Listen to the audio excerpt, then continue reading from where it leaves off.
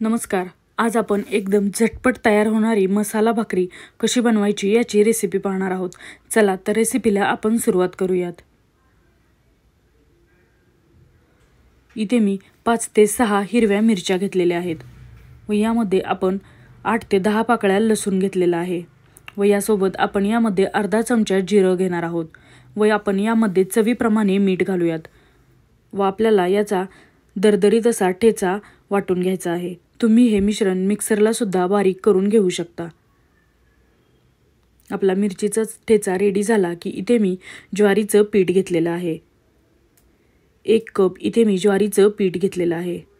आता आपण यामध्ये आपण जो मिरचीचा ठेचा वाटून घेतलेला आहे तो यामध्ये घालूयात.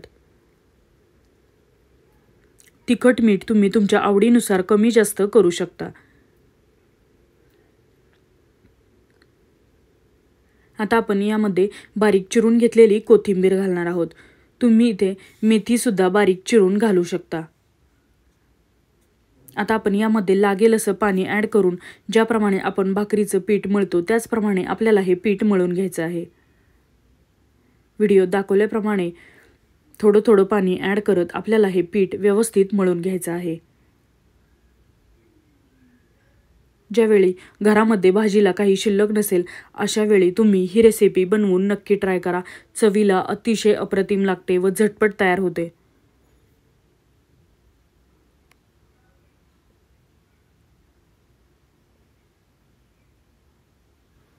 आपला भाकरीचा गोळा एकदम छानपैकी मळून तयार झालेला आहे.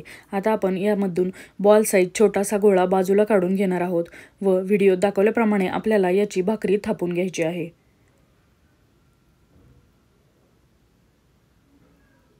खाली थोडंसं आपण पीठ लावणार आहोत व गोळ्याच्या सुद्धा दोन्ही बाजूला थोडं थोडं पीठ लावून घेऊयात व व्हिडिओत दाखवल्याप्रमाणे आपण नेहमी जशी भाकरी थापतो तशाच प्रकारे आपल्याला हलक्या हाताने प्रेस करत करत याची गोलाकार भाकरी थापून घ्यायची आहे.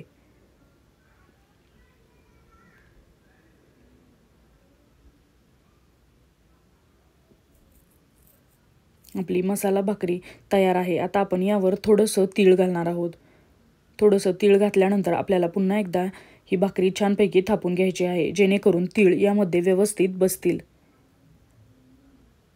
आता इथे मी एक तवा गरम करायला ठेवलेला आहे. तवा गरम झाला की आपल्याला खालची बाजू वरती करायची आहे. ज्या बाजूला पीठ आहे ती बाजू आपण उलटी घालणार आहोत तव्यामध्ये व वरच्या बाजूला आपल्याला पाणी लावून घ्यायचं आहे. व्हिडिओ दाखवल्याप्रमाणे आपल्याला पाणी भाकरीला लावून घ्यायचं आहे.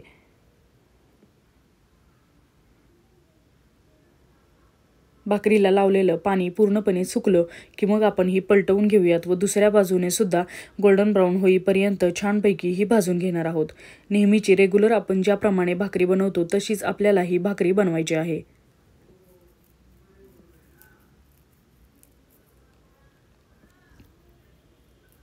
भाकरी व्यवस्थित कोरडी झाली की आपण अशा प्रकारे पलटवून घेऊयात.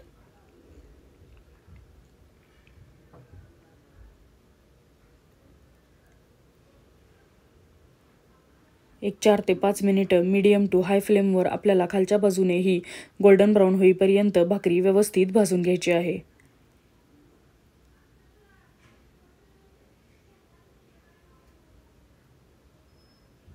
आता आपण ही पलटवून घेऊयात व दुसऱ्या बाजूने सुद्धा छानपैकी भाजून घेऊयात. व्हिडिओ दाखवल्याप्रमाणे प्रेस करत करत आपल्याला ही भाकरी उलटी व्यवस्थित भाजून घ्यायची आहे.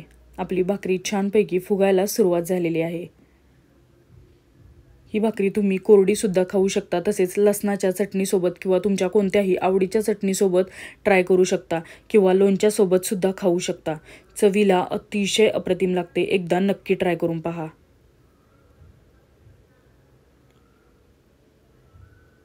जर तुम्हाला ही रेसिपी आवडली तर प्लीज लाईक करा, शेअर करा. सातारकर माधुरी या यूट्यूब चॅनेलला सबस्क्राईब करा जेणेकरून अशाच पद्धतीच्या नवनवीन रेसिपीज तुम्हाला पाहायला मिळतील.